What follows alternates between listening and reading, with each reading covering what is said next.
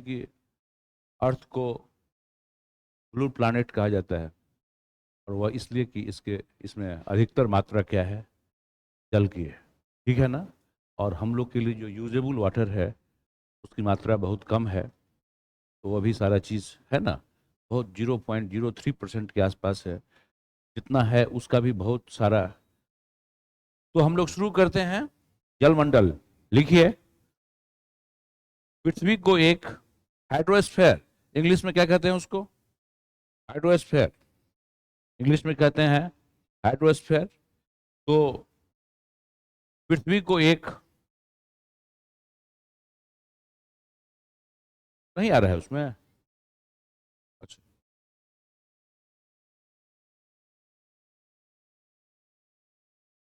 अब तो ठीक है। तो लिखिए, पृथ्वी को एक वाटर प्लैनेट के रूप में, वाटर प्लैनेट के रूप में देखा जाता है,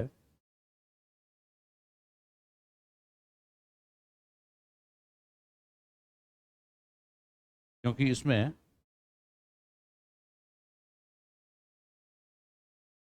71% हिस्सा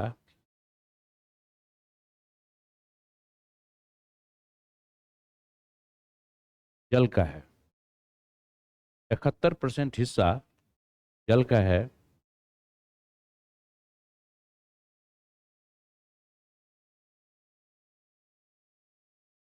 इस 71% का,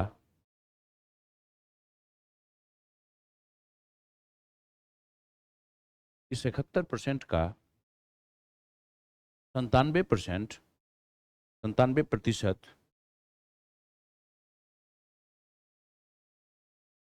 97, 97, 97% सॉल्ट वाटर के रूप में। सॉल्ट वाटर, लवणीय जल, खारा जल।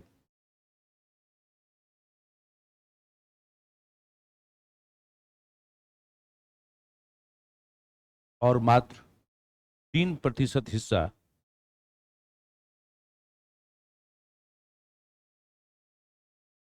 3% हिस्सा मीठे जल के रूप में है।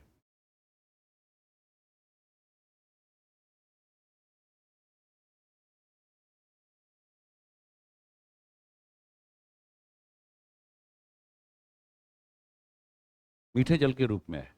लेकिन इस 3% हिस्से का,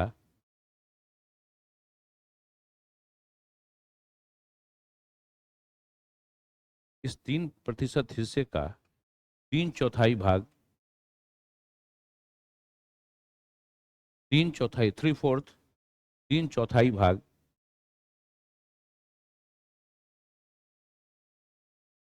3/4 भाग ग्लेशियर्स, ग्लेशियर, ग्लेशियर अर्थात कि हिमनद, हिमनद और हिमनद और दोनों ध्रुवों पर,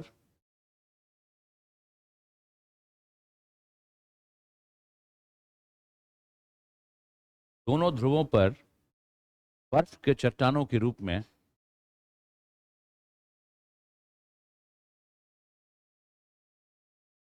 जमा है।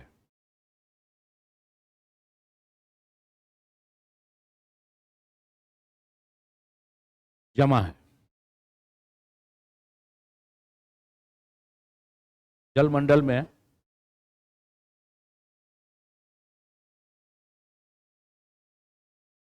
जलमंडल में महासागर, महासागर, सागर, कौमा देखिए, झील, महासागर, सागर, झील, नदी इत्यादि की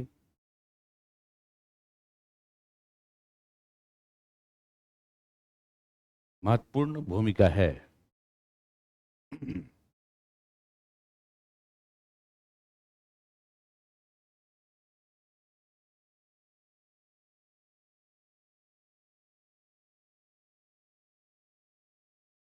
पृथ्वी पर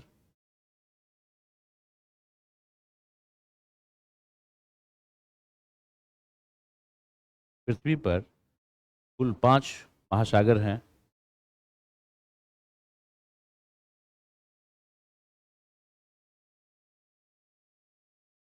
कुल 5 महासागर हैं, अर्थात अर्थात वैसे क्षेत्र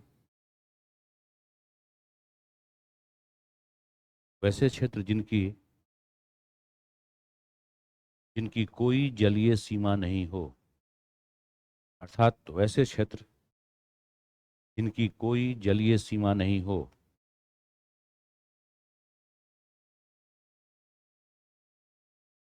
जलीय सीमा नहीं हो।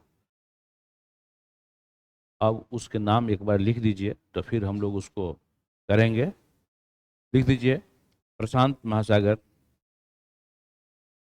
पैसिफिक, आप जानते ही हैं उसके बारे में, पैसिफिक, प्रशांत महासागर, अटलांटिक महासागर, हिंद महासागर,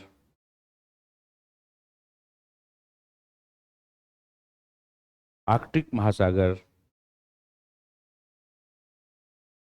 आर्कटिक, ARCTIC, आर्कटिक महासागर, और पांचवा दीजिए अंटार्कटिका। और अंटार्कटिका दे के ऑब्लिक दे दीजिएगा, ऑब्लिक दे के दक्षिणी महासागर, साउदर्न सी या ओशियन।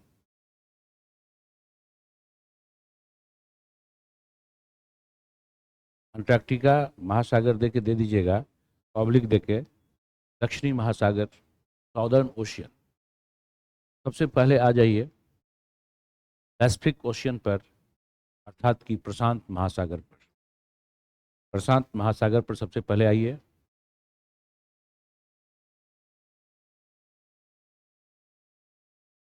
उसमें लिख दीजिए, अब उसका सामान्य परिचय सब है। विश्व का सबसे बड़ा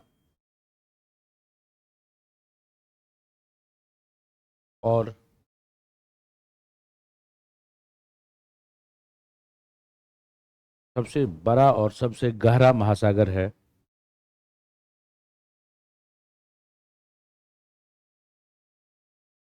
इसकी आकृति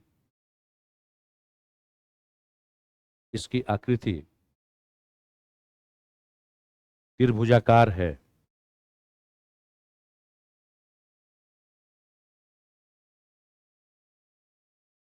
इसकी आकृति त्रिभुजाकार है। यह पृथ्वी के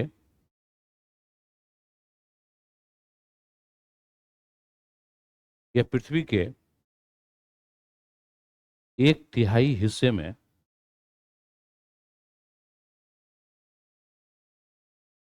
पृथ्वी के एक तिहाई हिस्से में फैला हुआ है।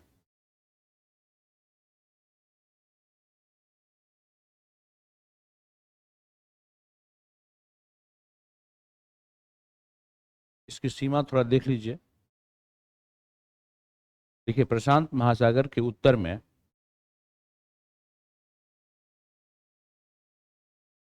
प्रशांत महासागर के उत्तर में Bering Strait, BERING, Bering Strait. प्रशांत महासागर के उत्तर में बेरिंग स्ट्रेट, स्ट्रेट मतलब STRAIT, स्ट्रेट का मतलब होता है जल डमरू मध्य, जल डमरू मध्य। अर्थात कि दो बड़े विशाल लैंड के टुकड़े को, लैंड मास को बीच में पानी का धारा जो जोड़ता है, उसको क्या कहते हैं? Straight, that is straight. तो आप देखिएगा उधर, है ना, इधर आप बेरिंग सी के पास, तो अमेरिका और उधर रशिया का जो हिस्सा है आपस में, उसी को हम लोग उसको भी करेंगे। दोनों अलग होते हैं बेरिंग स्ट्रेट से, ठीक है। तो उत्तर में बेरिंग स्ट्रेट, दक्षिण में दक्षिण में अंटार्कटिका कॉन्टिनेंट, दक्षिण में अंटार्कटिका कॉन्टिनेंट, अंटार्कटिका कॉन्टिनेंट दिमाग में उसको रखिएगा भी। पूरब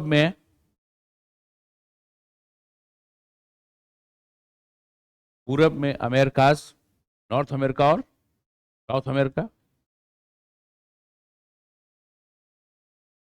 और पश्चिम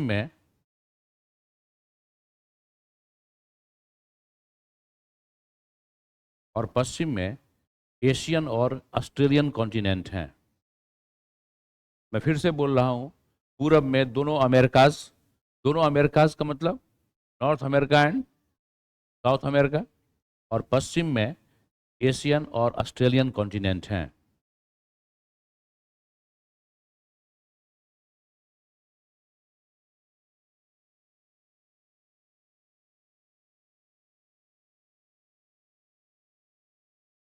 देखिए नीचे, अति महत्वपूर्ण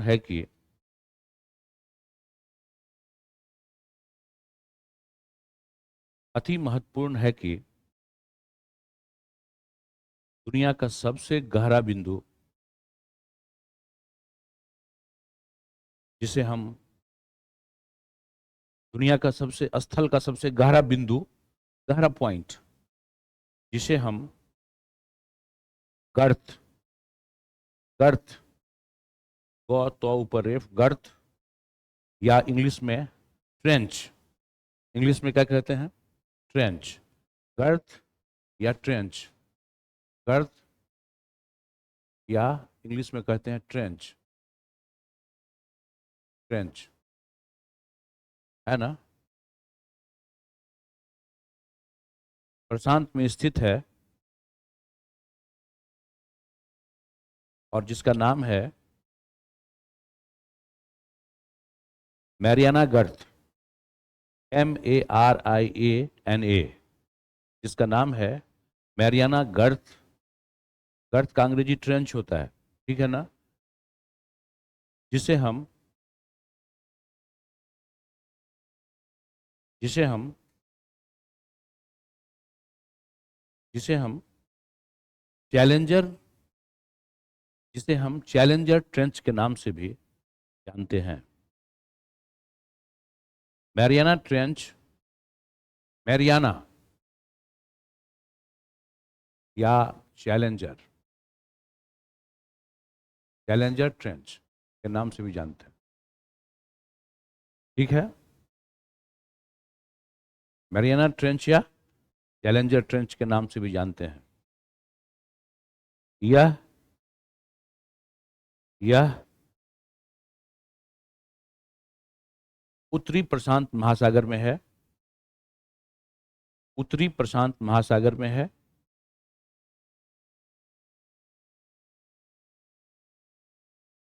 और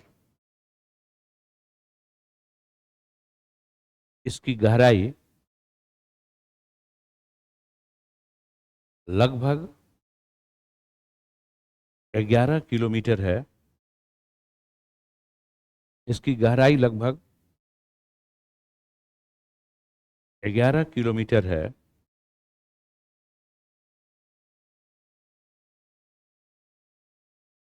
यह फिलीपींस के पास स्थित है,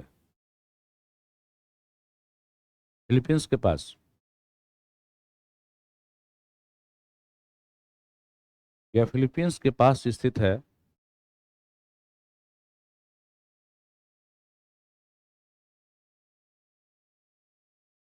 माउंट एवरेस्ट को भी डाल दीजिएगा तो 2-3 किलोमीटर ऊपर पानी जो है, अरे 8,848 मीटर है, तो मान लीजिए 9 किलोमीटर, तो 11.5 2 किलोमीटर पानी ऊपर में तब भी तो रहेगा ना, तो समझ लीजिए गहराई कितनी है। देखिए, प्रशांत का दूसरा सबसे गहरा गर्त, प्रशांत महासागर का दूसरा सबसे गहरा गर्त,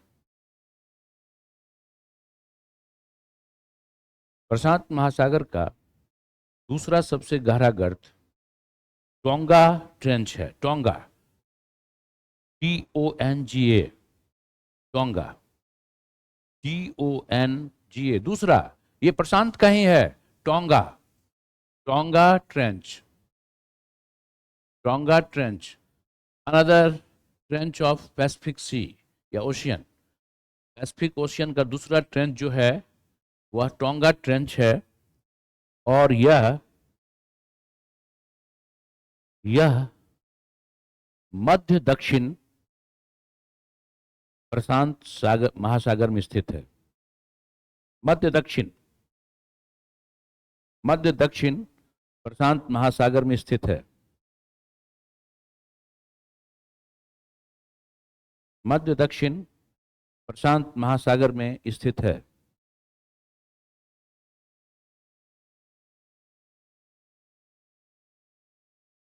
यहां तक लिख लिए, टोंगा भी हो गया। थोड़ा उसके नीचे आ जाइए। देखिए, प्रशांत महासागर में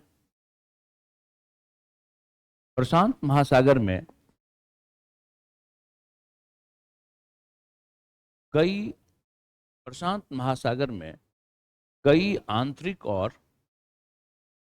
प्रशांत महासागर में कई आंतरिक और सीमांत सागर स्थित हैं। प्रशांत महासागर में कई आंतरिक और सीमांत सागर स्थित हैं। अरे लोकल नेम्स होता है ना, उसी तरह का स्थानीय नाम जो है, जैसे कि प्रशांत महासागर में कई आंतरिक और सीमांत सागर स्थित हैं, जैसे कि बेरिंग सी, बेरिंग सी। दूसरा, चाइना सी।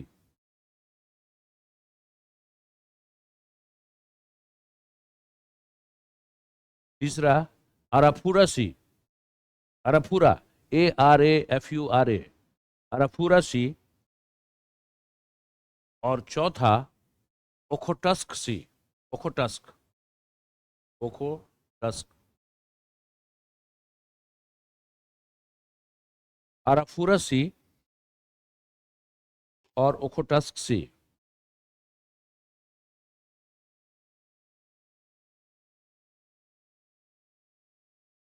इसमें लिख लीजिए, प्रशांत महासागर में कोई रिज नहीं है।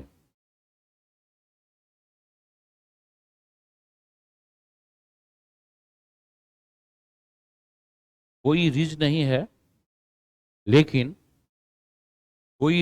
है, लेकिन समुद्री पर्वत हैं। कोई रिज नहीं है, ridge, RIDGE, Cuttack, ridge, RIDGE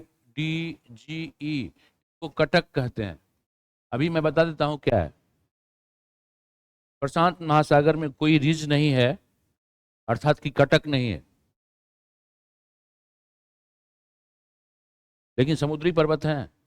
देखिए, रिज जब होगा तो पहाड़ों में समुद्रों में डूबे हुए पर्वतों का जो सीरीज होगा लगातार, जैसे मिड अटलांटिक में है, तो सीरीज लगातार जो होगा तो उसको कटक कहते हैं। एकदम सीरीज में लगातार समुद्र में डूबे गए पर्वत, डूबे पर्वत वो लगातार अगर होंगे तो आप उसको रिज कहेंगे, लेकिन कहीं कहीं होंगे तो उसको रिज नहीं कहेंगे। तो पैसिफिक में माउंटेन्स हैं नीचे, सबमर्ज्ड माउंटेन्स, डूबे हुए माउंटेन्स, लेकिन रिज का अभाव है, कटक का क्या है, अभाव है। छोटी सी बात है, एक नोट लिख लीजिए नीचे में।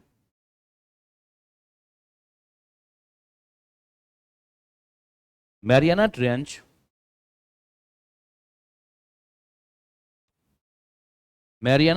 या चैलेंजर ट्रेंच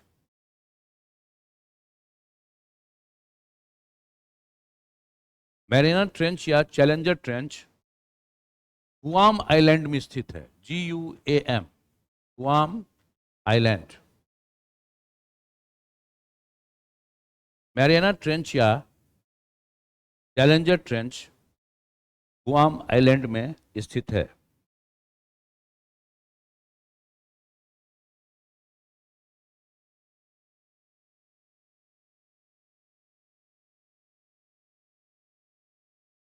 स्थित है।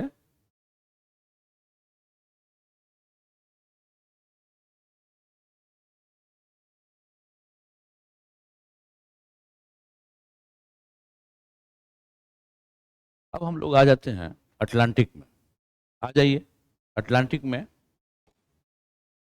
अटलांटिक में लिख दीजिए अटलांटिक में कि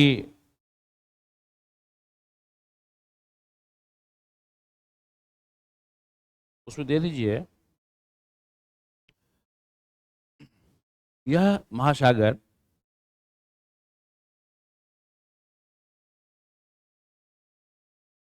यह महासागर विश्व के क्षेत्रफल का विश्व के क्षेत्रफल का 1/6 हिस्सा 1/6 1/6 हिस्सा और प्रशांत महासागर के क्षेत्रफल का के आधे हिस्से में विस्तृत है।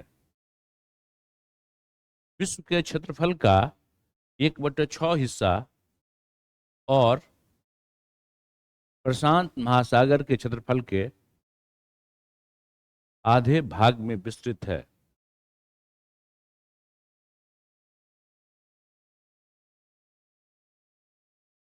आधे भाग में स्थित है।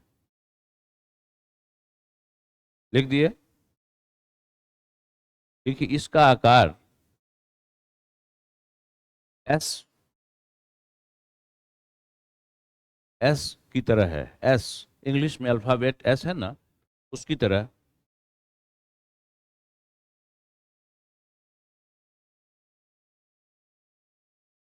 इसमें लिख दीजिए इसके पूरब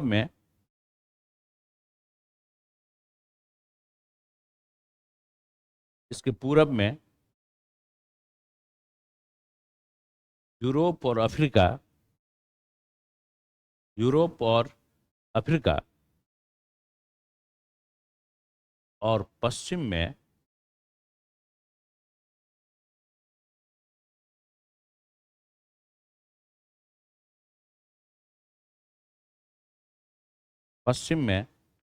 नॉर्थ अमेरिका और साउथ अमेरिका हैं।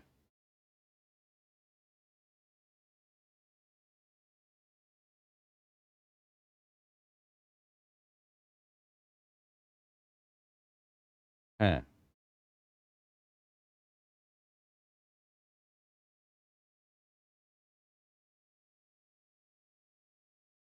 देखिए दुनिया का विश्व का दूसरा, उसमें लिखे ना अगला पॉइंट। अभी अटलांटिक की बात हो रही है। अटलांटिक, फिर हम लोग हिंद महासागर पर आएंगे। विश्व का सबसे दूसरा सबसे विश्व का दूसरा सबसे गहरा गर्त trench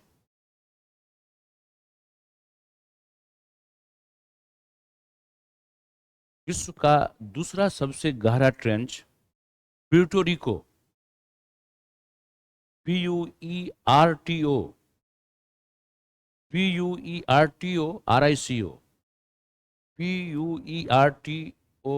Puerto Rico Puerto Rico trench इसी में स्थित है। प्यूर्टो रिको ट्रेंच इसी में स्थित है।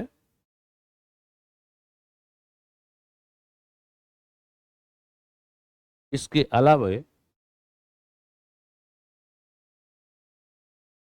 अलावे रोमांसे ROMANCHE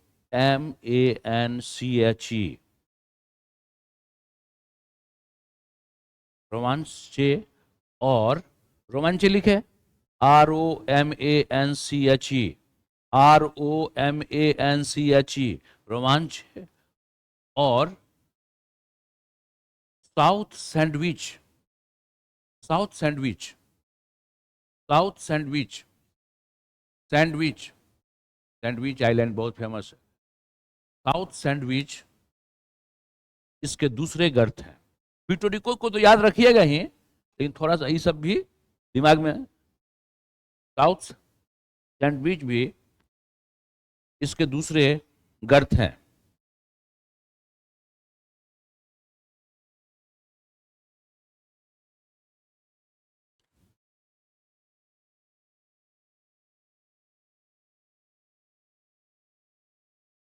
उसमें लिख दीजिए,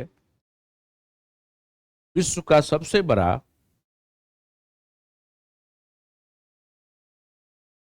आइलैंड, विश्व का सबसे बड़ा आइलैंड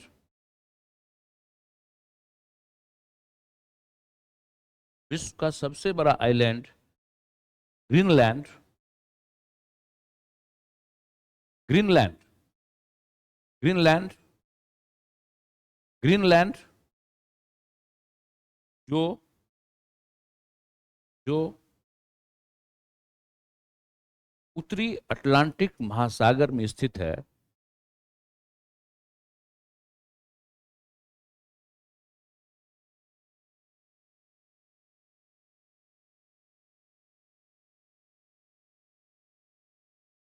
इसी का हिस्सा है।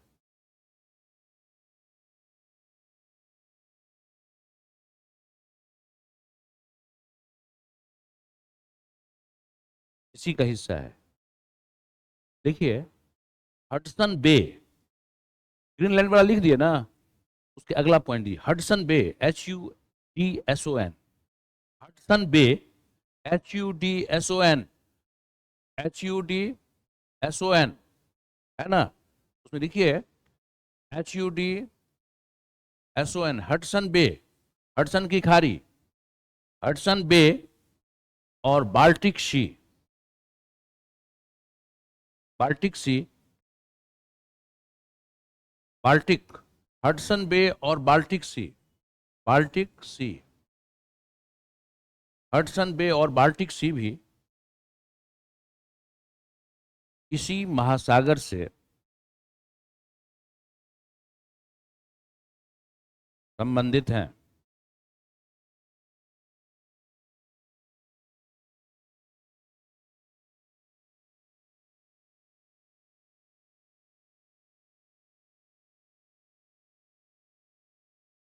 इसी महासागर से संबंधित हैं। एक चीज है जो आप लिख लीजिए, ग्रीनलैंड, ग्रीनलैंड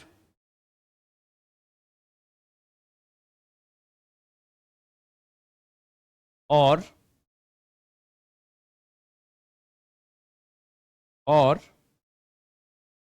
आइसलैंड, ग्रीनलैंड और आइसलैंड। आइसलैंड का नाम सुने हैं? आइसलैंड एकदम स्कैंडिनेवियन कंट्रीज, जैसे अभी आप ग्रीनलैंड को देखें ना, तो ग्रीनलैंड पर डेनमार्क का अधिकार है। ठीक है, ये आप लोग याद रखिएगा। डेनिश नेम है उसका कल्लालित नुनात। लेकिन आपको ये मैं बता दूं कि Greenland is the part of America, northern America continent, not part of Europe. ठीक है, बट उस पर अधिकार है एक यूरोपियन कंट्री का, जिसका नाम है डेनमार्क।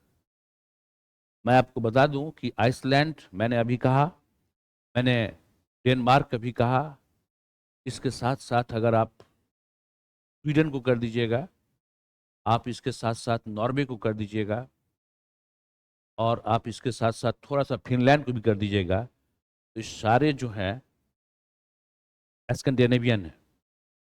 ये स्कैंडिनेवियन कंट्रीज हैं। स्कैंडिनेविया वह प्लेट्यू है, दैट इज ए प्लेट्यू, पठार है, नॉर्दर्न यूरोप। ठीक है, एकदम ऊपर अटलांटिक से सटा हुआ स्कैंडिनेविया इसको कहते हैं। पूरा एरिया जो है आइसलैंड से लेके और डेनमार्क, ठीक है, और स्वीडन, नॉर्वे, ये पूरा एरिया आपको नहीं कहलाता है स्कैंडिनेविया। स्कैंडिनेविया बहुत ही, और आपको पता होना चाहिए कि दुनिया का सबसे जो डेवलप्ड कंट्रीज हैं वह यही है। Iceland developed, not only in not only in GDP, और भी जितने यार्डस्टिक इंडिकेटर्स हैं डेवलपमेंट के, उसमें इन देशों का बहुत ही ह्यूमन डेवलपमेंट रिपोर्ट जो यूएनडीपी का आता है, यूनाइटेड नेशंस डेवलपमेंट प्रोग्राम का, ये सब चीज़ को ध्यान में रखिएगा, तो उसमें ये देश टॉप पर होते हैं। नॉर्वे है, फिनलैंड है, आइसलैंड है, स्वीडन है, डेनमार्क है, ये सबसे ऊपर वाले देश, यहाँ सारा चीज़ बहुत ही बेस्ट है। तो स्कैंडिनेविया, यह पूरा का पूरा ज्योग्राफिकल एरिया जो है वह कहलाता है स्कैंडिनेविया, ठीक है ना। और तो इसी में मैं आइसलैंड की राजधानी रेक्याविक है, आइसलैंड की राजधानी जो है रेक्याविक है। और अभी 1990 तक जो टॉक्स होते थे, उसके बाद भी यूनाइटेड स्टेट्स के प्रेसिडेंट का और रशियन प्रेसिडेंट का आपस में जो टॉक्स होते थे, बहुत सारा जो आणविक वार्ता होता था सीमा करने के लिए, या इस तरह का मिसाइल टेक्नोलॉजी कंट्रोल रिजिम पर, या इस तरह का बहुत सारा जो है एमटीसीआर पर, तो वह रेक्याविक में होता था। उसको रेक्याविक टॉक्स कहते हैं, that is known as Reykjavik talks. Yes, Iceland की राजधानी है, very very important city of the world. तो लिख लीजिए ग्रीनलैंड और आइसलैंड,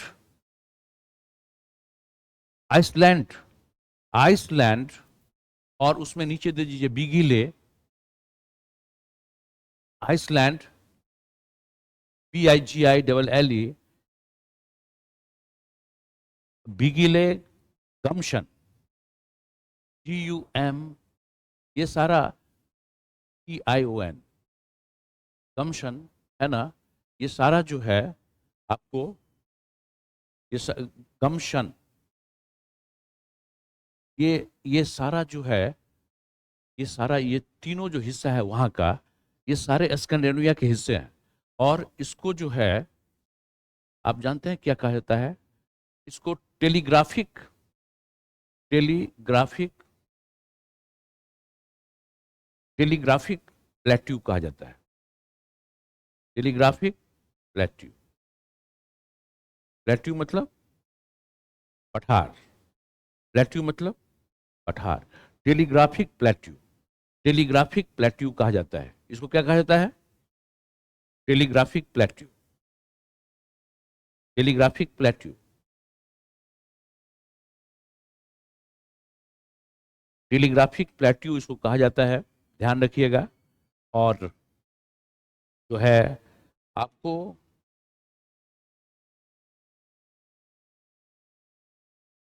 अब आ जाइए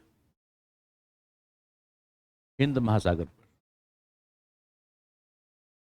ये टेलीग्राफिक स्कैंडिनेविया, उसको देखिए, वो सब देश है ना, उसको ध्यान रखिएगा। जैसे नॉर्वे है, ठीक है ना, नॉर्वे है, स्वीडन है ना, आइसलैंड है, और डेनमार्क है, डेनमार्क, और more over Finland, more over Finland, ये सारा जो उस एरिया जो हाईली डेवलप्ड एरिया है, ये कहा जाता है स्कैंडिनेविया, स्कैंडिने, और इसको अगर VIAN कर दीजिएगा तो स्कैंडिनेवियन हो जाएगा ना। तो ये पूरा एरिया है स्कैंडिनेविया। अगर आपको कोई पूछे स्कैंडिनेविया नाम कुछ पूछे, तो सीधे यहाँ सब पर आ जाइएगा, नॉर्दर्न यूरोप में और नॉर्दर्न अटलांटिक में। बात समझ रहे हैं कि नहीं? तो सीधे आ जाइएगा, इसको स्कैंडिनेविया कहा जाता है। ठीक है, आगे बढ़ा जाए। आइए इंडियन ओशियन, हिंद महासागर। देखिए, यह दुनिया का तीसरा सबसे बड़ा ओशियन है।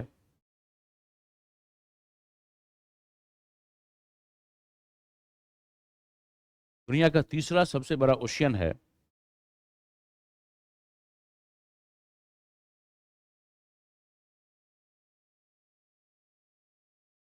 इसके एक तरफ,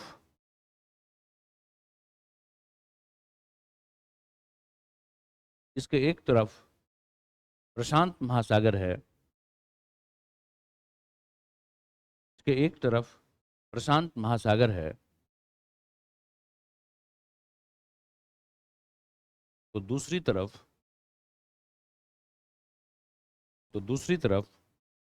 अटलांटिक महासागर है।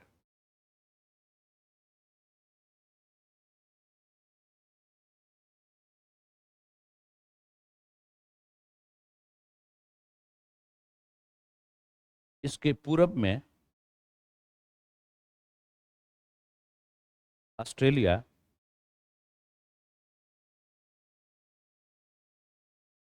इसके पूरब में ऑस्ट्रेलिया, पश्चिम में अफ्रीका,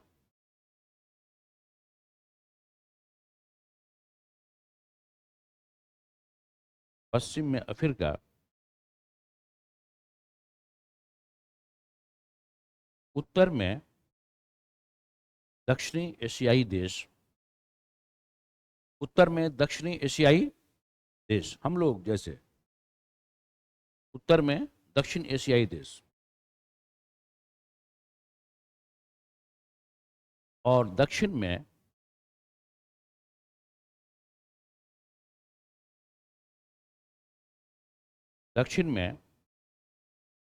अंटार्कटिका है।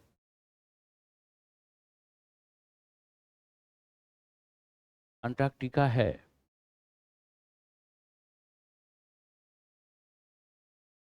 आप जानते हैं कि इंडियन ओशियन में हम लोग बहुत ही महत्वपूर्ण स्थिति में भारत है, ठीक है, इसलिए दुनिया का एकमात्र महासागर है जिसका नाम किसी देश के नाम पर पड़ा है। क्योंकि आपने पढ़ा होगा, आपका पढ़ाई हुआ होगा, आपने सिल्क रूट के बारे में पढ़ा होगा, रेशम मार्ग जो लैंड से भी जाते थे चाइना से, और आपको मेडिटेरियन सी, सेंट्रल एशिया होते हुए, और समुद्री समुद्री सी भी थे, समुद्री सिल्क रूट भी थे, और वह चाइना से चलते थे साउथ ईस्ट एशिया होते हुए हम लोग के एरिया से, और फिर लाल सागर और पर्शियन गल्फ की ओर जाते थे। तो ये हजारों सालों से जहाज चलते रहे, ये हजारों सालों से ट्रेड चलता रहा, और इस ट्रेड में बैलेंस ऑफ ट्रेड जो था हम लोग के पक्ष में झुका हुआ था, बहुत ही बड़े पैमाने पर, fabulous trade in the favour of India and China. अब देखिए, तो अगर आप भारत को देखिए, तो भारत जो है इंडियन ओशियन के हेड की जगह स्थित है। आप देखिए, अगर आप इंडियन ओशियन को एक बड़ी मान लीजिए, तो आप माथे की जगह देखिएगा तो कौन है? भारत है। इसलिए इसका इतना ज्यादा स्ट्रेटजिक और पॉलिटिकल एंड इकोनॉमिक इंपॉर्टेंस है इंडियन ओशियन में, कि इंडियन ओशियन में इसके बिना काम नहीं चल सकता। इसीलिए इसका नाम इंडियन ओशियन रखा गया। देखिए, तो उसमें लिख दीजिए हिंद महासागर में, हिंद महासागर में ट्रेंचेस का अभाव है, गर्त का। हिंद महासागर में ट्रेंचेस का अभाव है, लेकिन लेकिन इंडोनेशिया के पास नहीं लिखेगा, इंडोनेशिया के जावा द्वीप के पास, या जावा के दक्षिण में, जावा के दक्षिण में, जावा के दक्षिण में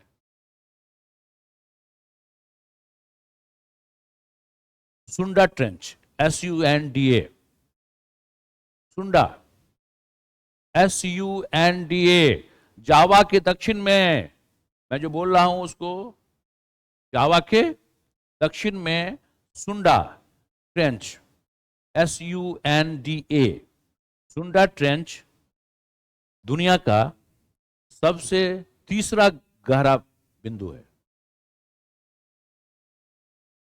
सुंडा ट्रेंच,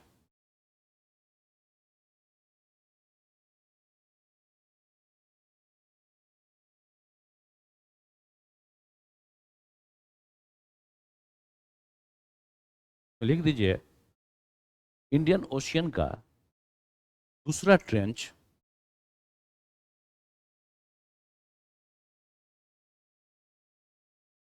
इंडियन ओशियन का दूसरा ट्रेंच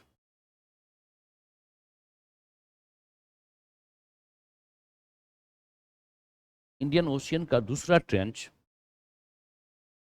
डायमेंसिया है। DIMANSTIA, डी ऐसे लिखिए इसको, DI, क्या हो गया भाई इसको, हैं?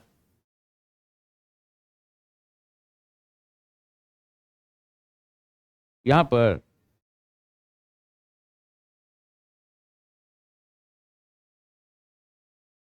अच्छा अच्छा अच्छा ठीक।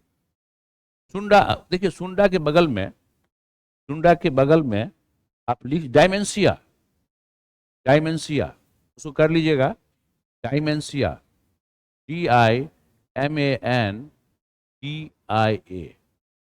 डायमेंसिया। डायमेंसिया दूसरा ट्रेंच है इंडियन ओशियन का, इंडियन ओशियन का दूसरा ट्रेंच है डायमेंसिया।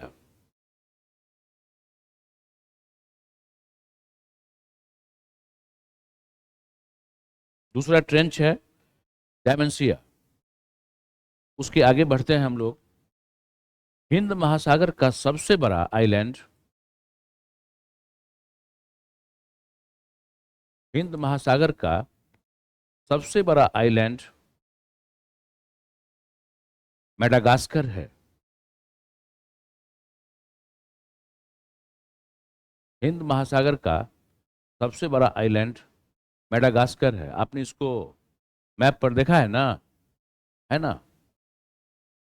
अफ्रीका के पूरब में आइएगा तो मलागासी गणतंत्र इसका पहले नाम था, मेडागास्कर, मॉरिशस, ठीक है, ये सारे, मॉरिशस थोड़ा सा दूर है, मेडागास्कर थोड़ा सा अफ्रीका के नज़दीक है, तो वहीं पर आपको इंडियन ओशन मिलेगा।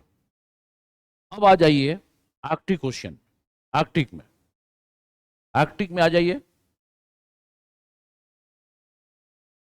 आर्कटिक में, आर्कटिक ओशन में,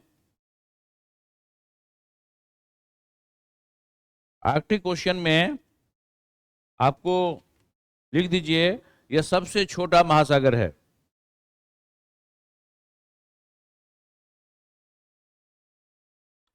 आर्कटिक ओशियन में सबसे छोटा महासागर, सबसे छोटा महासागर आर्कटिक ओशियन।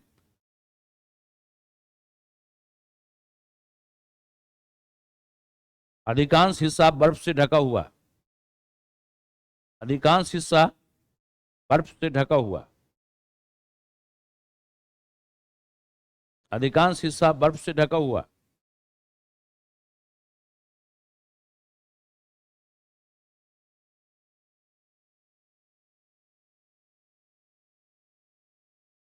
देखिए, ब्यूफोर्ट सी, BEAUFORT,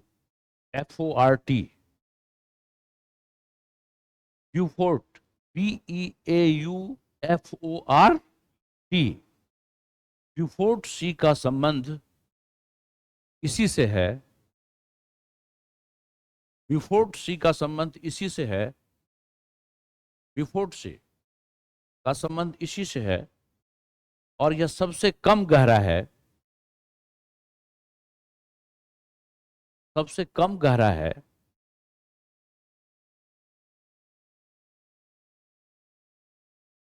लेकिन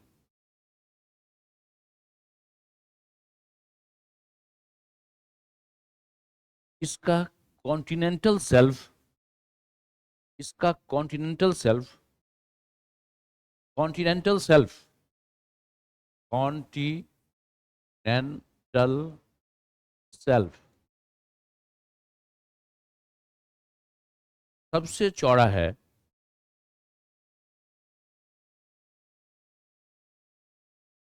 कॉन्टिनेंटल सेल्फ सबसे चौड़ा है, जो मछली उत्पादन के लिए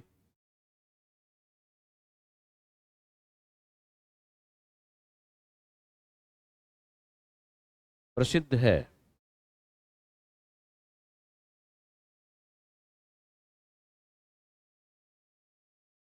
मछली उत्पादन के लिए, नीचे में लिख दीजिए, ओशियन के कुल पार्ट्स का, ओशियन के कुल पार्ट का ओशियन के कुल पार्ट का 25% हिस्सा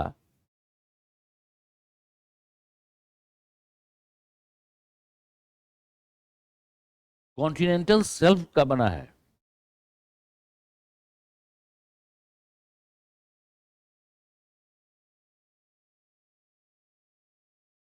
जहां कॉन्टिनेंटल शेल्फ पूरे समुद्र का, ओशियन का 75% हिस्सा कॉन्टिनेंटल शेल्फ का बना है, जहां बालू बालू बजरी, अरे बालू सैंड, बजरी ग्रेवल, बालू बजरी, मिनरल ऑयल खनिज तेल और गैस का प्रोडक्शन होता है।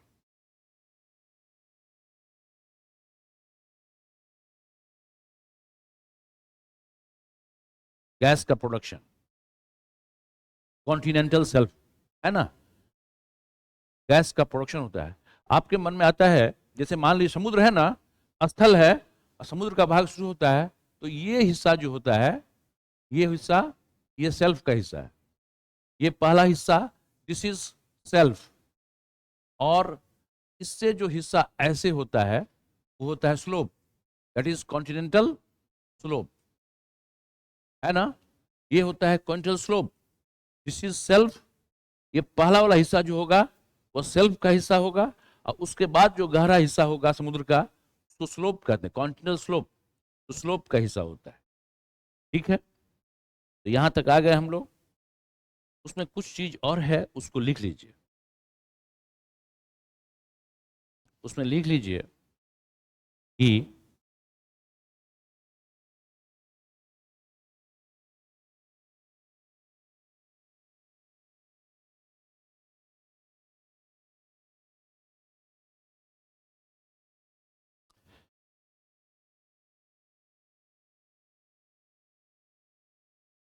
उसमें हम लोग थोड़ा सा एक और भी कर लेते हैं। उसमें आप जानते हैं कि तीनों महासागर में गर्म ठंडी जलधाराएं हैं और उसके पूछने के चांसेस होते हैं। तो सबसे पहले हम लोग कहाँ जाते हैं? प्रशांत में। ठीक है, देखिए प्रशांत महासागर की गर्म जलधाराएं। गर्म जलधारा कैसे होगा? गर्म जलधारा कैसे होगा भाई? गर्म जलधारा, वार्म या हॉट करंट कैसे होगा? क्योंकि अगर इक्वेटर की ओर से बहेगा तो गर्म हो सकता है, अगर पोल्स की ओर से बहेगा तो क्या हो सकता है? ठंडा हो सकता है। आप जानते हैं आपके देश पर भी इसका प्रभाव पड़ता है। दुनिया का जितना आप मैक्सिमम डिजर्ट्स देखिएगा, आप थार से ले लीजिए, गोबी से ले लीजिए, पैटागोनिया से ले लीजिए, आप सहारा और कालाहारी से ले लीजिए, आप कोलोराडो से ले लीजिए अमेरिका में, और पश्चिमी ऑस्ट्रेलिया ले लीजिए। आप दुनिया में जहाँ कहीं जाएंगे डिजर्ट्स को देखेंगे तो वह आपको महादेशों के पश्चिमी हिस्से में ज़्यादा होते हैं। महादेशों के पश्चिमी हिस्से में डिजर्ट्स ज़्यादा होते हैं, और उसके पीछे एक कारण है कि महादेशों के पश्चिमी हिस्से में वार्म ओशियन करेंट्स बहते हैं, और ये मॉइस्चर को क्या करते हैं?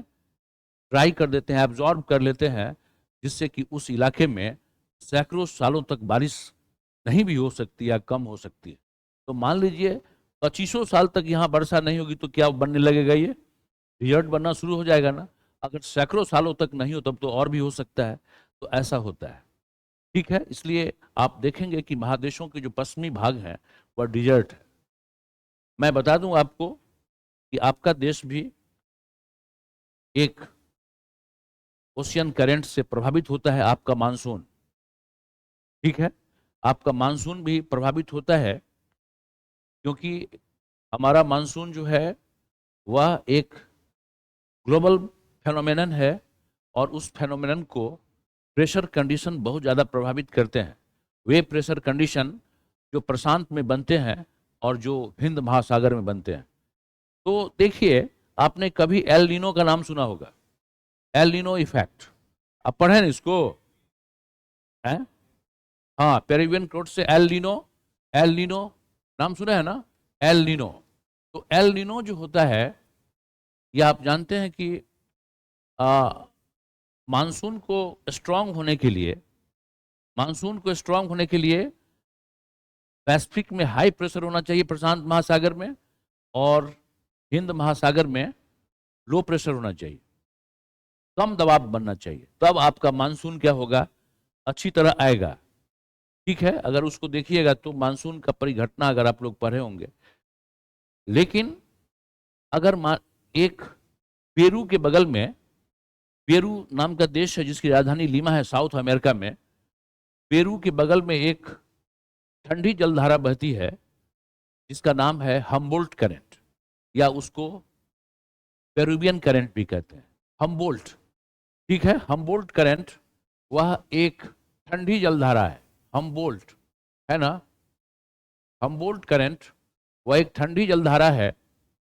लेकिन यह हम्बोल्ट करंट जो है, ठंडी जलधारा पेरू के बगल में बहती है, लेकिन 3 से 4 और 5 सालों में, not consistent but unevenly distributed, 4-5 सालों में ये अपने को एक वार्म करंट में क्या करती है, चेंज कर लेती है, कन्वर्ट कर लेती है।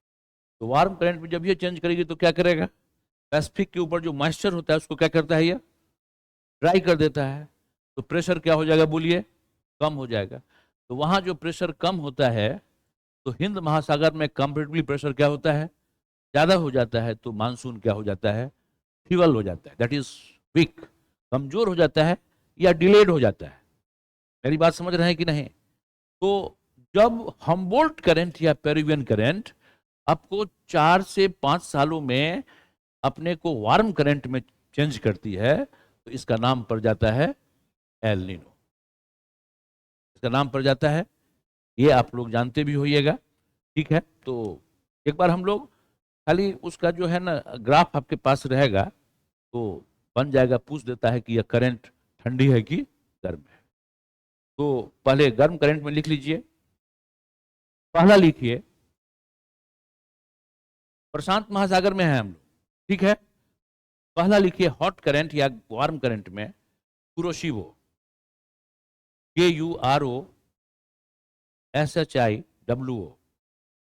कुरोशिवो,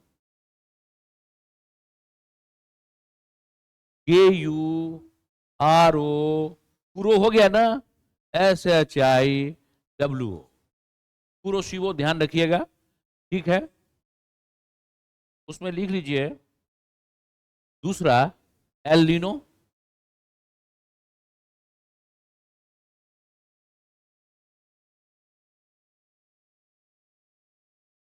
तीसरा लिख लीजिए सुसीवो, टी से शुरू कीजिएगा, टी, TSU, TSUSHI, VO, और चौथा लिख लीजिए अलास्का,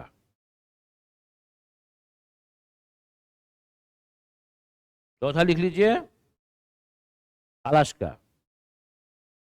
ALASK, अलास्का का नाम सुना है ना? ये आपको नहीं, रशिया और संयुक्त राज्य अमेरिका का जो है बेरिंग सी के पास अलास्का है, दोनों मिलते हैं। ठीक है ना? अब उसका ठंडी जलधारा लिख लीजिए, पैसिफिक का ठंडी जलधारा, पैसिफिक का ठंडी जलधारा, पैसिफिक का ठंडा जलधारा होगा ना भाई, जो गर्म लिखे तो ठंडा भी नहीं लिखिएगा, तो ठंडा में लिखिए पहला Humboldt, HUMBOLDT, Humboldt, HUMBOLDT, DT, Humboldt current. दूसरा लिख दीजिए कैलिफोर्निया, CALIFORNIA,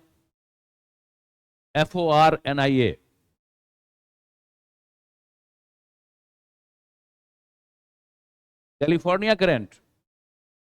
तीसरा लिख दीजिए ओखोटस्क, OKHO, अभी मैंने ओखोटस्क लिखाया था, OKHOTSK,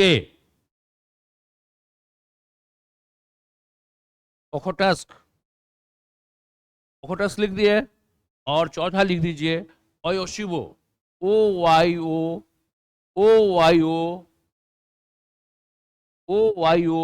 SIWO, ओयोशिबो करंट। तो ये हुआ आपको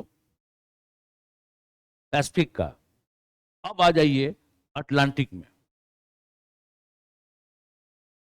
अटलांटिक में पहले, अटलांटिक महासागर में पहले गर्म जल धाराओं पर आते हैं, हॉट करंट। गर्म जल धाराओं पर उसमें लिख दीजिए gulf stream,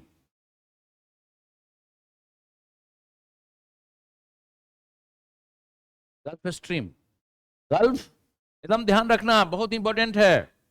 gulf stream, STREAM, very important. Gulf stream, बताइए, मैक्सिको की खाड़ी से चलती है और पहुंचती है आपको उत्तरी पश्चिमी यूरोप में, ठीक है। Gulf stream very important, hot current, इसको ध्यान रखिएगा। दूसरा लिखिए फ्लोरिडा, FLORIDA, दूसरा लिखिए फ्लोरिडा, दूसरा लिखिए फ्लोरिडा।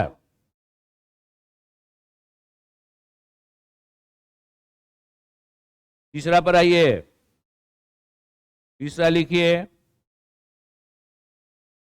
एंटीलिस, ANTILLES,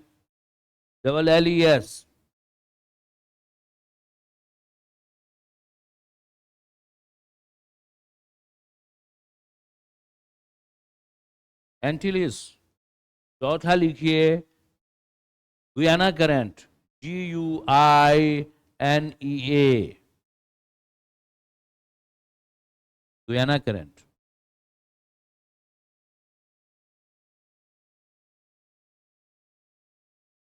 और पांचवा लिखिए उसमें Brazil current, BRAZIL, Brazil current. ये हो गया, मुख्य है ये। जैसे मान लीजिए फ्लोरिडा पूछेगा, वो गल्फ स्ट्रीम का ही हिस्सा है, ठीक है ना, लेकिन उसको अलग अलग एंटिटी के रूप में लोग जानते हैं। और आपको हम बताएंगे अभी आपको कि उसका क्या विशेषता हो सकता है। अब आ जाइए अटलांटिक के कोल्ड करंट में, ठंडी जलधारा। अटलांटिक के कोल्ड करंट में आ जाइए, ठंडी जलधारा में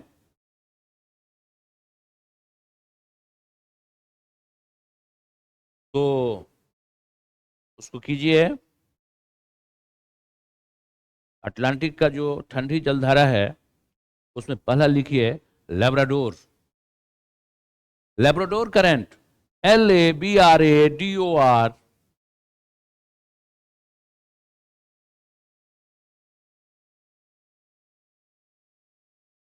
लेब्राडोर करंट। उसमें लिख दीजिए, उसके आगे में संसार का सबसे मछली वाला इलाका है ना,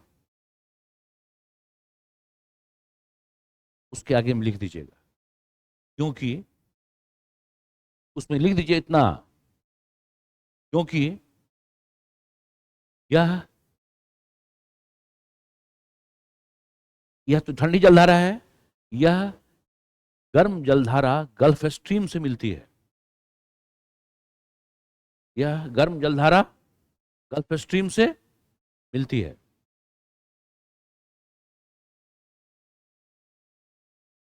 तो ठंडा और गर्म जलधारा मिल गया ना, तो मछली के लिए बहुत ही क्या होता है, बहुत ही फेवरेबल कंडीशन होता है, प्लैंकटन ये सब जो है वहाँ पर, और ये सब है। तो उसको, तो लेब्राडोर के बारे में जान गए, एक ठंडी जलधारा है, ठीक है ना, और लेकिन यह गल्फ स्ट्रीम से मिलती है। दूसरा लिखिए कैनरी, CANARY, सब ठंडा में, canary current, NARY, CANARY, canary current.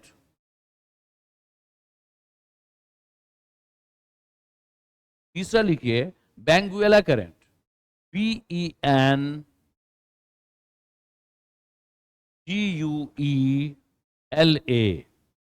बैंगुएला, बैंगुएला, BENGUELA, बैंगुएला। और चौथा लिखिए, चौथा लिखिए फॉकलैंड, FALK,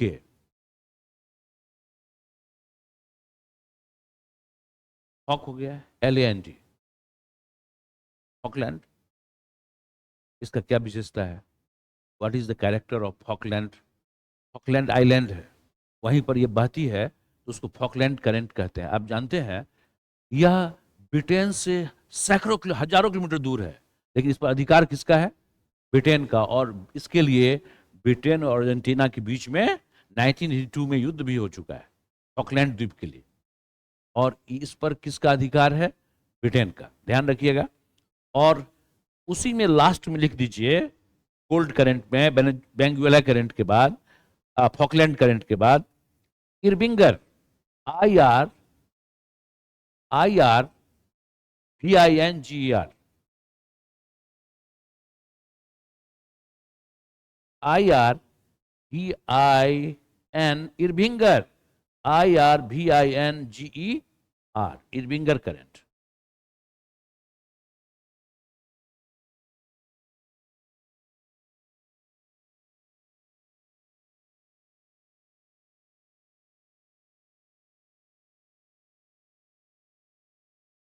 अभी मैंने बैंगुएला करंट की बात की आपसे, कोल्ड करंट। आप ध्यान रखिएगा, आपने केप ऑफ गुड होप के बारे में सुना होगा। Have you heard about the Cape of Good Hope? That is the southernmost tip of Africa, है ना, केप ऑफ गुड होप। और वहीं पर ये बहती है, बहुत ही फेमस। वास्को डी गामा जो रूट खोज किया था, ठीक है ना, वह उसी रूट से भारत आया था, है ना, अफ्रीका के दक्षिणी हिस्से से। उसने लैंड देखा, तो उसको लगा कि दैट इज इंडिया, तो उसको लगा कि that is Good Hope, just you are near to India, but that was not India. लेकिन उसको लगा, तो वास्को डी गामा जो पुर्तगाल से चला था ऐसे होते हुए, तो आप जानते हैं कि वह उसी हिस्से से भारत के लिए एक नया रास्ता तलाश किया, ठीक है। तो दैट इज इरबिंगर भी हो गया, ध्यान रखिएगा, ये सब बहुत इंपॉर्टेंट चीज है। अब आ जाइए इंडियन ओशियन, इंडियन ओशियन में आ जाइए। उसमें गर्म जलधारा में लिख दीजिए, गर्म जलधारा में लिख दीजिए, ज्यादा महत्वपूर्ण गर्म जलधारा है उसका, गर्म जलधारा में लिख दीजिए। और पहला लिखिए, बहुत ही इंपॉर्टेंट, अगुलहास, AGULHAS,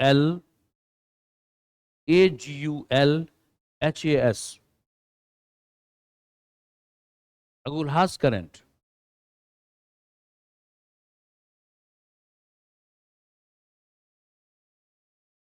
लिख दिए। दूसरा करंट का नाम लिखिए, गर्म हॉट है सारे। दूसरा लिख दीजिए मोजाम्बिक, MOZAMBIQUE,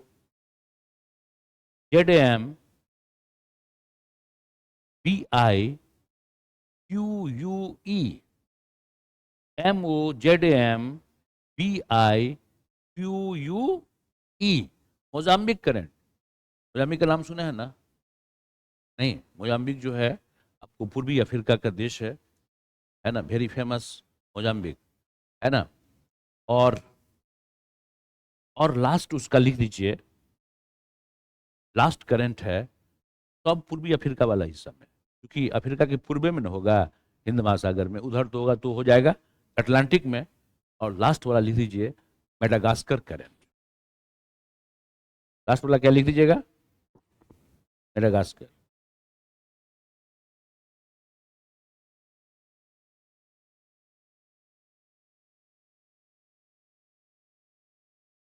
मेडागास्कर करंट, इसको ध्यान में रखिएगा, ठीक है, इंपॉर्टेंट चीज है। और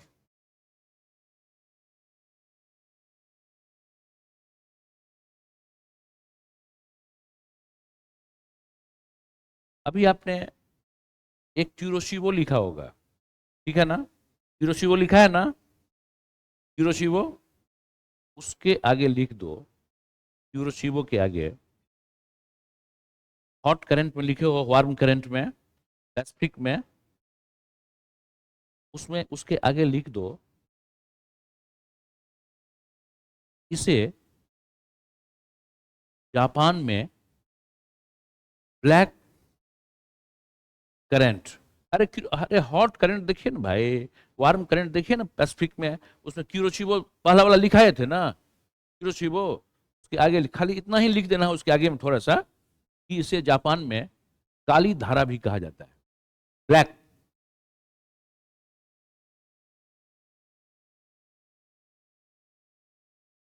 काली धारा के नाम से भी जाना जाता है।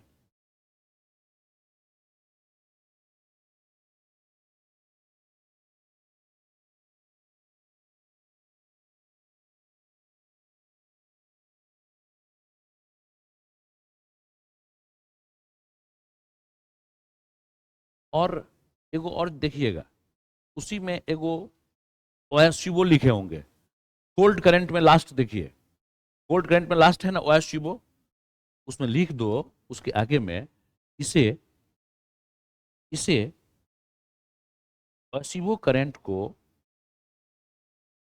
ओएसशिवो करंट को क्यूराइल करंट के नाम से भी जाना जाता है। क्यूराइल, CURILE,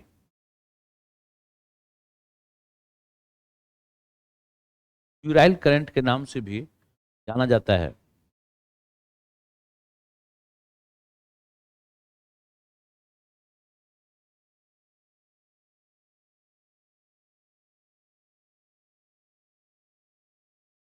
एल नीनो, अभी आपने देखा ना, एल नीनो को, El Nino is also known as, इसका एक उपनाम है, इसका एक उपनाम है एल नीनो का, child of Christ. Child of, child of Christ, Jesus Christ होता है ना भाई, वही child of Christ. El Nino को चाइल्ड ऑफ क्राइस्ट के नाम से भी जाना जाता है। El Nino, child of Christ.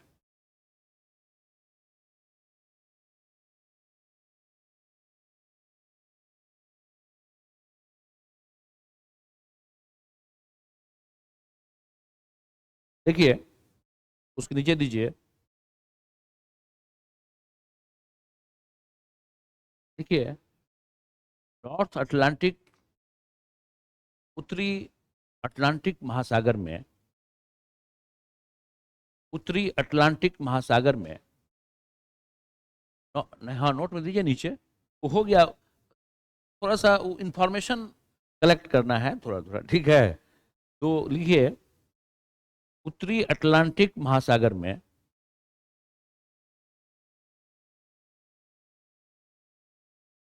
उत्तरी अटलांटिक महासागर में सारागासो सी, SAR, SARGASSO, उत्तरी, मैं फिर से बोल रहा हूं एकदम, लिख ली शांति से, उत्तरी अटलांटिक महासागर में सारागासो सी, SARGASSO, सारागासो सी लिख दिए, सारागासो सागर एक शांत क्षेत्र है जहां, एक शांत क्षेत्र है जहां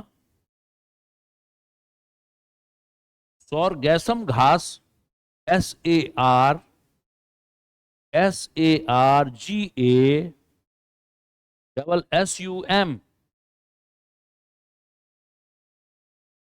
सरगेशम घास पाई जाती है, सरगेशम घास पाई जाती है और यह मछली उत्पादन के लिए विश्वविख्यात है।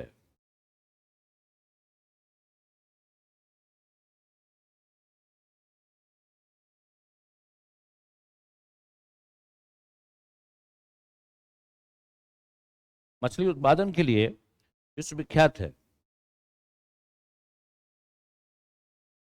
नीचे लिखिए, महासागरों के जल में महासागरों के जल में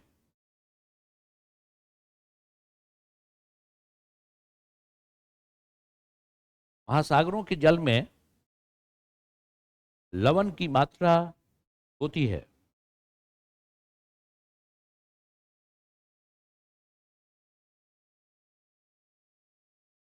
और सबसे ज्यादा 77.8%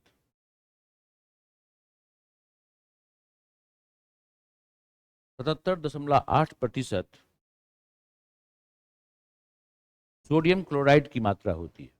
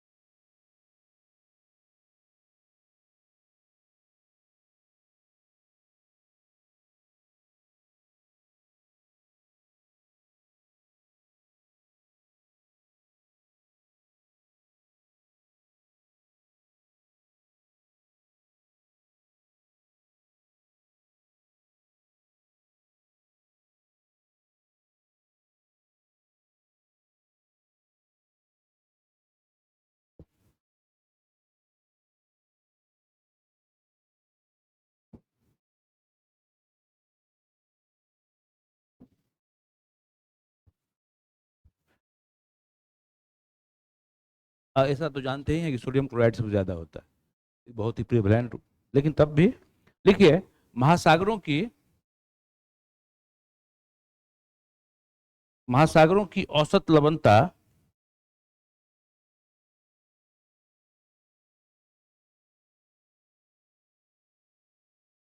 महासागरों की औसत लवणता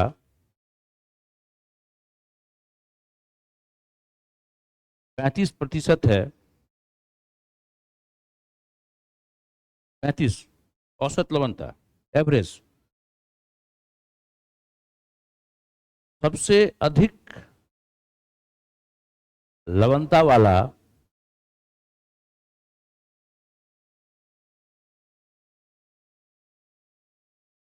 सबसे अधिक लवणता वाला तुर्की का सबसे अधिक लवणता वाला तुर्की का वान लेक वान तुर्की का वान झील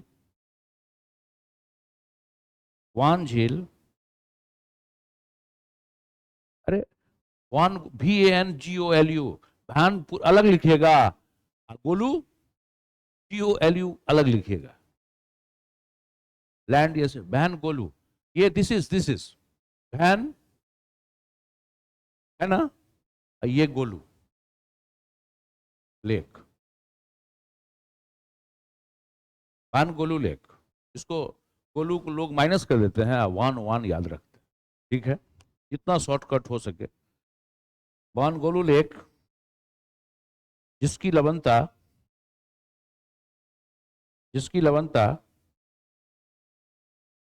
330% है,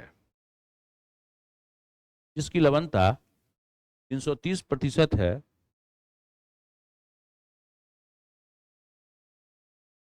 जिसकी लवणता 330% है,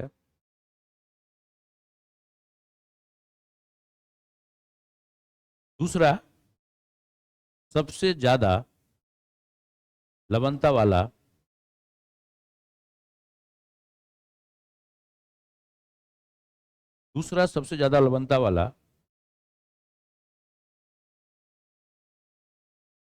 मृत सागर,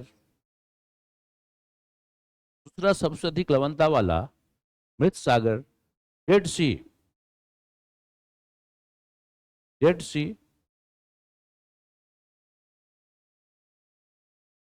ठीक है, लिखे उसको, जॉर्डन की सीमा पर है ना, डेड सी, जॉर्डन लिख दीजिए, जॉर्डन के पास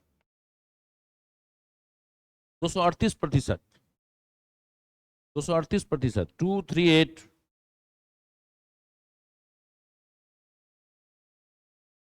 238। और दुनिया का तीसरा सबसे अधिक लवणता वाला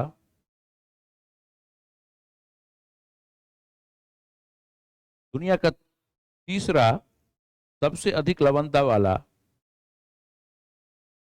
great salt lake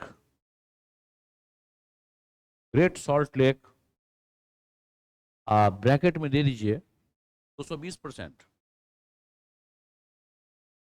great salt lake 220% United states of America में है,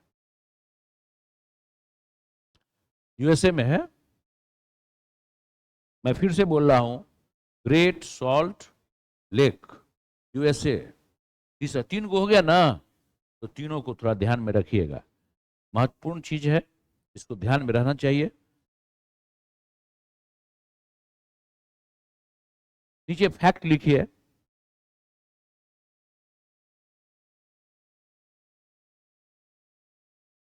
सागर में, महासागरों में जो गुफा पाई जाती है, केव्स, महासागरों में जो गुफाएं पाई जाती हैं, महासागरों में जो गुफाएं पाई जाती हैं, उन्हें, महासागरों में जो गुफाएं पाई जाती हैं उन्हें कैनियन, CANYON,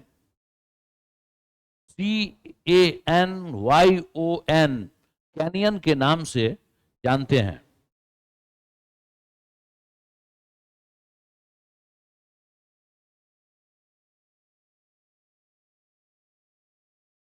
उसी में लिख दीजिए नीचे, नॉर्थ सी में उत्तरी सागर, नॉर्थ सी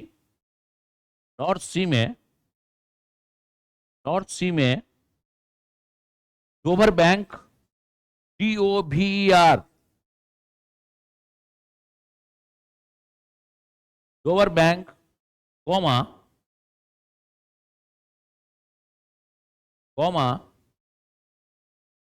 नॉर्थ सी में Dover Bank, comma, Newfoundland के पास, Newfoundland, Newfoundland, Newfoundland, Newfoundland के पास Grand Bank, GRAND, Grand Bank, Grand Bank, Newfoundland के पास Grand Bank.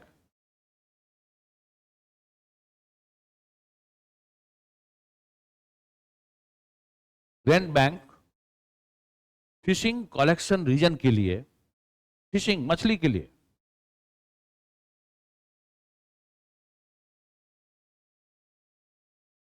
Fishing collection reason, मछली मत्स्य संग्रहण के लिए, मत्स्य संग्रहण के लिए पूरी दुनिया में मशहूर है।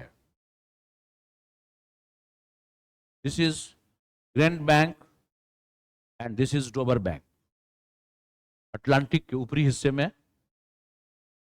उसमें लिख दीजिए यहां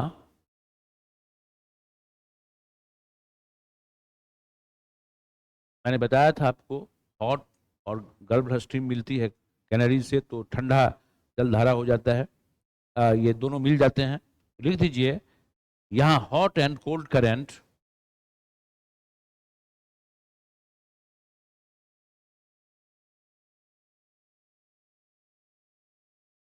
हॉट एंड कोल्ड करंट मिलती है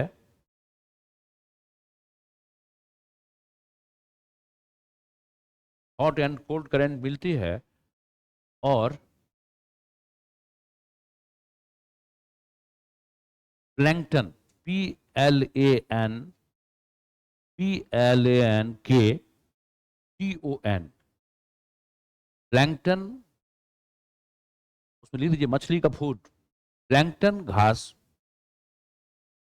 प्लैंकटन ग्रास, और उसमें ब्रैकेट में दे दीजिए मछली का खाना, मछली का फूड पर्याप्त मात्रा में होता है।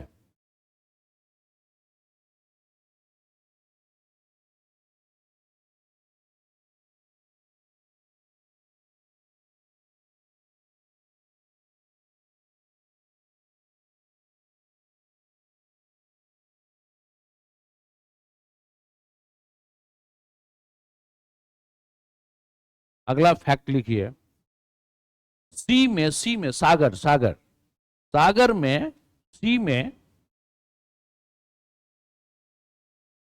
सबसे अधिक लवणता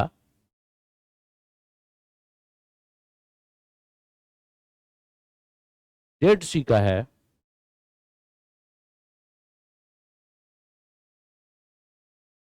सी में सबसे अधिक लवणता डेड सी का है, लेकिन महासागर में सबसे अधिक लवणता, महासागर में सबसे अधिक लवणता अटलांटिक महासागर के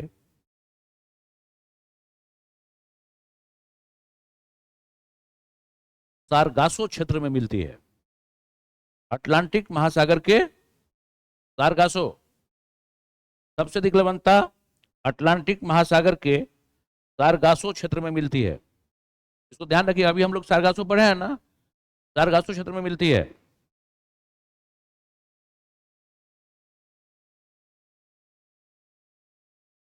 ध्रुवों पर, पोल्स पर, पोल्स पर, पोल्स पर, ध्रुवों पर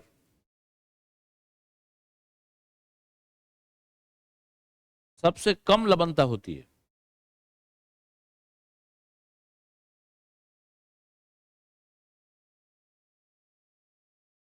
सबसे कम लवणता होती है।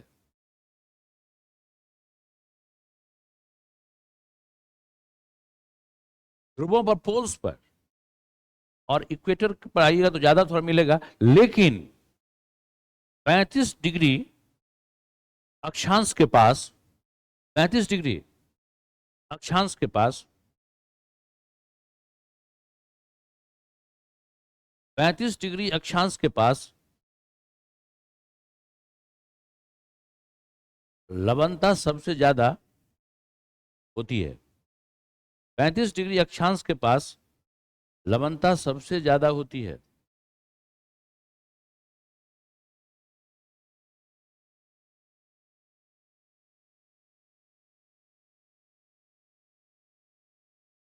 देखो लिख दीजिए, आप इसके बारे में जानते होंगे। आइसोहेलाइन, आइसोहेलाइन, ISO, एक एक दे दीजिए, वर्ड दे दीजिए। आइसोहेलाइन, ISOHALINE, आइसोहेलाइन, ISOHALINE, आइसोहेलाइन, आइसोहेलाइन, आइसोहेलाइन। उसको हिंदी में कहते हैं समलवन रेखाएं। समलवन, आइसोहेलाइन, आइसोहेलाइन, समलवन रेखाएं। तो उसमें लिख दीजिए, इसको तो लिख दीजिए, समलवन रेखाएं वे हैं, समलवन रेखाएं वे हैं जो जो सागरों और महासागरों की सतह पर, सागरों और महासागरों की सतह पर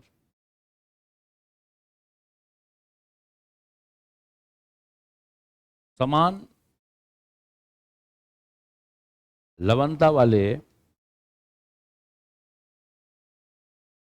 क्षेत्रों को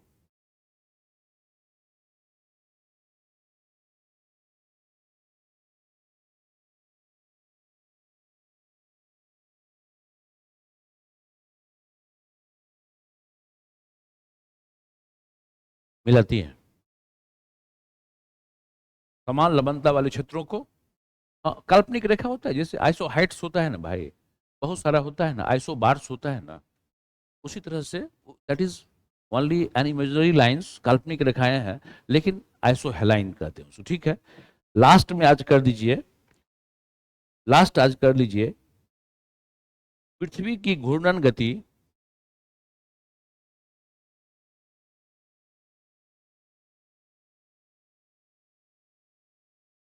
पृथ्वी की घूर्णन गति, घनत्व और लवणता में अंतर,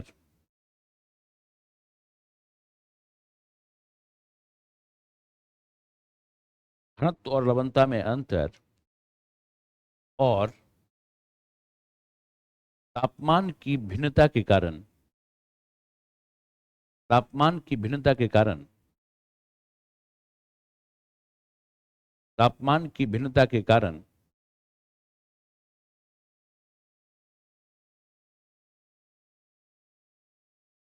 तापमान में भिन्नता के कारण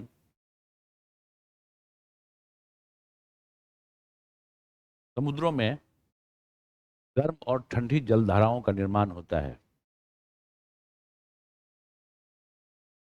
गर्म और ठंडी जलधाराओं का निर्माण होता है।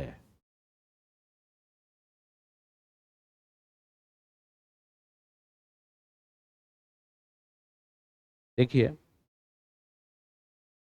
मैं दो चीज अभी और दिखाऊंगा और क्लास आज समाप्त करूंगा। मैं एक महत्वपूर्ण कलेक्शन आपको दे दूंगा, ठीक है, कि मान लीजिए रेड सी है, लाल सागर, तो लाल सागर के को टच करने वाले कौन से देश हैं?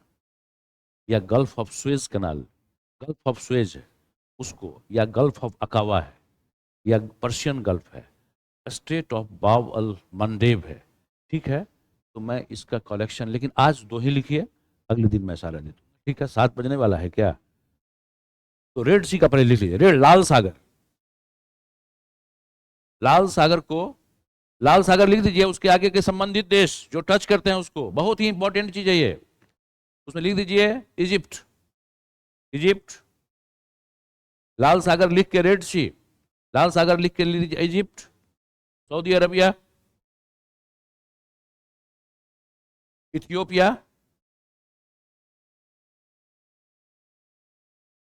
और Eritrea, ERITREA, TREA, Saudi Arabia लिखे है, इथियोपिया ETHIOPIA,